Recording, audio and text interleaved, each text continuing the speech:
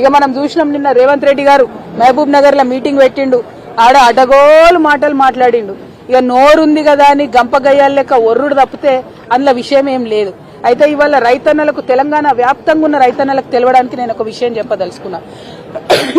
ఎప్పుడైతే ఆంధ్రప్రదేశ్ ముఖ్యమంత్రి చంద్రబాబు నాయుడు గారు, రేవంత్ రెడ్డి గారు ఆ ఇద్దరు కూడా ప్రజాభవన్ లో మీటింగ్ పెట్టుకున్నారో ఆ తర్వాత ఇమీడియట్ గా పోయి చంద్రబాబు నాయుడు గారు నేను గోదావరి నుంచి నీళ్లు తీసుకొని బంకచెర్ల నుంచి తీసుకుపోతానని ఆయన ప్రకటించిండు. నాకు అర్థమవుతున్నది ఏంటంటే ఇది ప్రజలందరూ కూడా నిశితంగా గమనించాలి. ఆ ప్రజాభవన్ మీటింగ్ పెట్టుకొని రేవంత్ రెడ్డి గారు చంద్రబాబు నాయుడు గారికి బ్రీఫ్ చేసిన తర్వాత చంద్రబాబు నాయుడు గారు ఈ బ్రీఫ్డ్ మీ అని చెప్పి బయటకు పోయి బంకచెర్ల మొత్తం కూడా ఆ రిజర్వాయర్ కడతామని చెప్పి ప్రకటించారు. ఎన్ని టీఎంసీలు తీసుకుపోతారట? గోదావరి నదికెళ్ళి 199 అంటే దాదాపు 200 టీఎంసీలు గోదావరి నదికెళ్ళి తీసుకుపోయి అది కృష్ణా బేసిన్ కి ఇస్తారట, పెన్నా బేసిన్ కి ఇస్తారట. అంటే ఆంధ్రాలో ఉన్న మొత్తం అన్ని ప్రాజెక్టులకు వాళ్ళు నీళ్లు ఇచ్చుకుంటారు. మన దగ్గర గోదావరిలోకి వెళ్ళి 200 టీఎంసీలు ఎత్తుకపోతుంటే ఈ అవగాహన లేని మూర్ఖపు ముఖ్యమంత్రి చూసుకుంటా నిలబడ్డాడు. ఎందుకంటే ఈయన జుట్టు మరి బ్యాగ్ తో దొరికిండు కదా, ఈయన జుట్టు చంద్రబాబు చేతిలో ఉన్నది, ఆ చంద్రబాబు జుట్టు మోడీ చేతిలో ఉన్నది. కాబట్టి వాళ్ళు ఎట్లా చెప్తే అట్లా చేసుడు తప్పితే తెలంగాణ రైతుల గురించి ఆలోచన లేదు, తెలంగాణ నీళ్ల గురించి ఆలోచన లేదు. ఇది దారుణమైన విషయం. నేను ముఖ్యమంత్రి గారిని సవాల్ చేస్తా ఉన్నా, నిజంగా మీరు తెలంగాణ హితం కోరేటటువంటి ముఖ్యమంత్రి అయితే ఎందుకు ఉత్తరం రాస్తలేవు కేంద్రానికి? రాయొచ్చు కదా మోడీ గారికి, మేము ఒప్పుకోం మీ ప్రాజెక్టు చంద్రబాబు ప్రతిపాదనని, కోర్టులో కేసేయొచ్చు కదా, ఎందుకు వేస్తలేవు? కేసీఆర్ గారు ఆనాడు రాయలసీమ ప్రాజెక్టు కడితే స్వయంగా తనే పోయి ప్రధానమంత్రికి కంప్లైంట్ చేసిండ్రు, ఉత్తరం రాసిండ్రు, గ్రీన్ ట్రిబ్యునల్ కేసేసిండ్రు, స్టే తీసుకొని వచ్చిండ్రు. ఎస్ఎల్బీసీ రైట్ కెనాల్ విస్తరణ చేస్తే ఆనాడు కూడా ఉత్తరం రాసిరు, దాన్ని వ్యతిరేకించారు. నాగార్జున సాగర్ రైట్ కెనాల్ విస్తరణ చేపడితే ఆనాడు కూడా దాన్ని వ్యతిరేకించారు, ఉత్తరం రాసిరు. పోతిరెడ్డిపాడు హెడ్ రెగ్యులేటర్ విస్తరణ చేపడితే ఆనాడు కూడా దాన్ని వ్యతిరేకించారు, ఉత్తరం రాసిరు, ప్రధానమంత్రి దగ్గర పోయిండ్రు.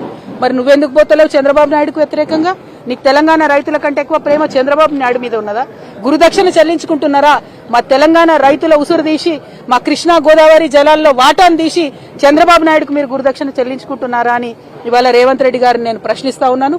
మీరు గనక చిత్తశుద్ధి ఉంటే, తెలంగాణ ముఖ్యమంత్రి మీరు నిజంగా ఈ రైతుల మంచిని కోరుకుంటే ఇమీడియట్ గా కేంద్ర ప్రభుత్వానికి లెటర్ రాయాలి. ఆ 200 టీఎంసీల నీళ్లు తీసుకుపోవడానికి ఒప్పుకోము. ఎట్ ఎనీ కాస్ట్ తెలంగాణ రైతాంగం అంతా కూడా మీ మీద ఉద్యమం చేస్తుంది. మీ చిత్తశుద్ధిని, మీ నిజాయితీని నిరూపించుకోవాలంటే ఇమీడియట్ గా మీరు కేంద్రానికి కంప్లైంట్ చేయండి, అవసరమైతే కోర్టుకు పోండి, ఆ ప్రాజెక్టులను ఆపండి. ఇక్కడ తక్షణ సమస్య మా నిజామాబాద్ పసుపు రైతుల సమస్య. మళ్ళా ఒకసారి మేము ముఖ్యమంత్రి గారికి హెచ్చరిక చేస్తా ఉన్నాం, మేము 1వ తారీఖు మార్చి వరకు సమయం ఇస్తాం. అంటే దాదాపు ఒక వారం ఉన్నది. అంత లోపల మీరు చెప్పినట్టే మేమేం కొత్తగా అడుగుతలేం, మీరే చెప్పినారు ఎంతకన్నా అమ్ముడు అని పసుపు 12,000 నింపుతాం రైతులకు అన్నారు. ఇవాళ 8,000 అమ్ముడు పోతే 4,000 ఇవ్వండి, 9,000 అమ్ముడు పోయిన రైతుకు 3,000 ఇవ్వండి, 11,000 పసుపు అమ్ముడు పోతే వాళ్ళకు 1,000 యాడ్ చేయండి. ఏం చేస్తారో చేయండి, కానీ 12,000 మనకు రైతులకు వర్కౌట్ అయ్యేటట్టుగా బోనస్ ప్రకటించాలని డిమాండ్ చేస్తున్నాం.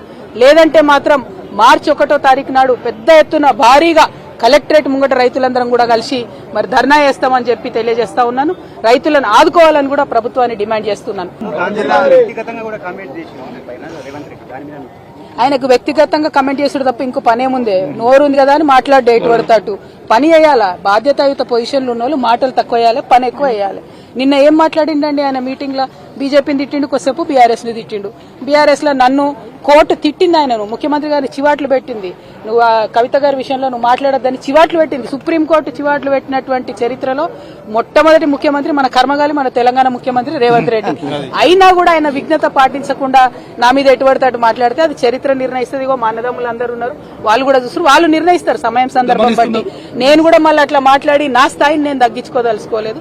ముఖ్యమంత్రి గారు ఆలోచన చేసుకోవాలి. సుప్రీంకోర్టు చివాట్లు పెట్టినాక కూడా నన్ను ఏదో అంటే అనని, నాకు పోయేదేమున్నది? ప్రజలు చూస్తారు, ఆయన స్థాయి తగ్గుతుంది తప్ప నా గౌరవం ఏం తగ్గదు. 1, 2 అవన్నీ పక్కకు పెట్టి మీరు చెప్పిన మాట చెప్పినట్టు చేయండి. రైతులకు బోనస్ ఇస్తానని ఇవ్వండి, నీళ్లను కాపాడండి, గోదావరి నీళ్లు. ఆ 2 పనులు చేయాలని ముఖ్యమంత్రి గారిని డిమాండ్ చేస్తున్నారు.